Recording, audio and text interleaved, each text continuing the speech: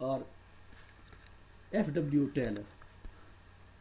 He is known to be a great personality of the management sciences.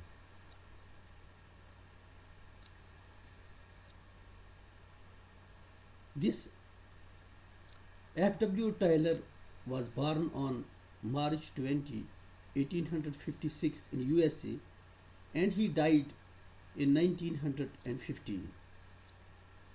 Basically, he was a mechanical engineer, and he started his work as an apprentice machinist in 1874. In 1884, he worked as an executive at Medieval Steel Company. In 1998, he worked at Bethlehem Steel Company, and in 1900 he became the professor at Tuck School of Business. During 1906 and 1907, he became the president of American Society of Mechanical Engineers. F.W. Taylor was popularly known as the father of scientific management. Dear students, then he has defined this scientific management as scientific management means knowing exactly what you want men to do and seeing that they do it in the best and cheapest way. Dear students, by analyzing this definition, we can say that Taylor says that scientific management is such a theory which wishes that, which says that it is knowing exactly. What is scientific management? Knowing exactly means accurately. It is such a thing that we must know exactly what we want the men to whom a manager is managing, what he wants them to do, and seeing that they do it in best and cheapest way. And second thing is that he must observe that those people are doing this work in a best possible way and also in a cheapest way. So this is what F.W. Taylor means from scientific management.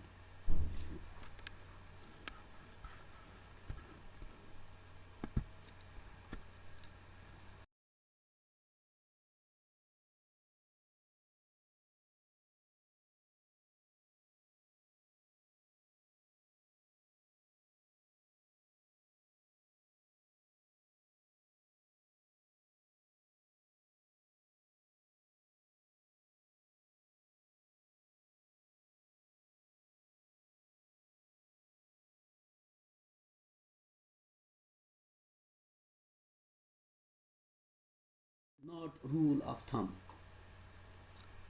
Here, by this principle, Taylor means that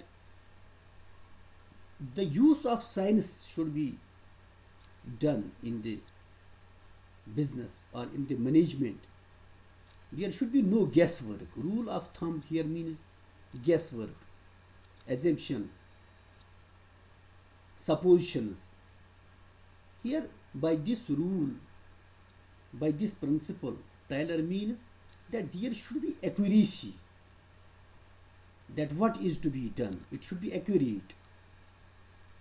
Yeah, what the men are supposed to do and what they are doing, have they done it in a best possible way, in a cheapest way, such a way which is fruitful to the organization, such a way which is fruitful to the employees, which is fruitful to the society in order to achieve the goals of an organization.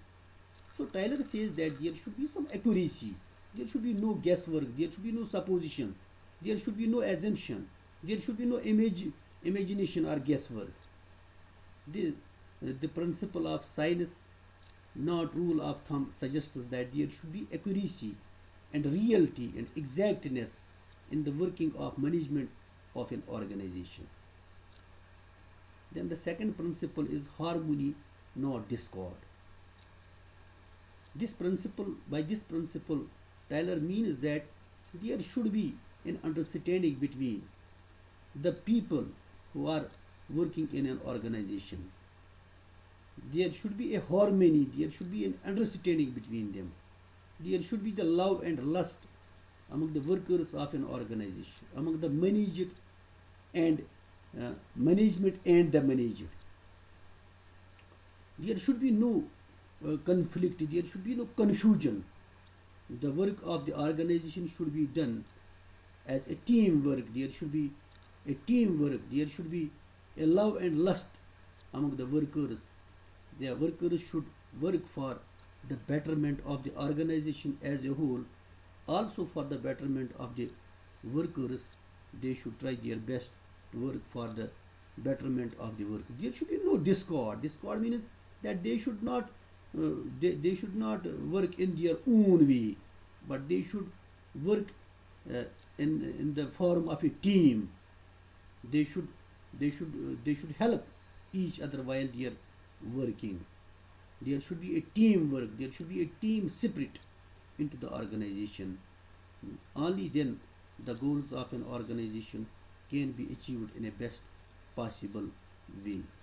This was the second principle given by F.W. Tyler. The third principle is cooperation, not individualism. By this principle, F.W. Taylor means that there should be a cooperation, because an organization has different units and the different units have different heads. Different heads should have a cooperation with one another, because the work of one department or work of one individual is dependent on the work of another individual in an organization. If a particular person derails or he does not cooperate, it will definitely affect the work of the other person. If one department is not working with cooperation, it will definitely affect the work of another another department or another unit. So the deviation from the work from one department or one individual will naturally affect the working of the another department or another individual. So the cause will be that the effect will be upon the whole management, upon the whole organization. So this principle suggests that there should be cooperative attention, not individualism. There should be no self-interest, but there should be a general interest. Generally, the people should work for the betterment of an organization. Then the fourth principle of this scientific management is development of each and every person to his or her greatest efficiency and prosperity. Here, Tyler speaks of the career of the employees of an organization. He says that there should be no stagnation in an organization, because if the people are stagnated in the organization, so they cannot work with their full morale. They cannot work with zeal and zest or enthusiasm.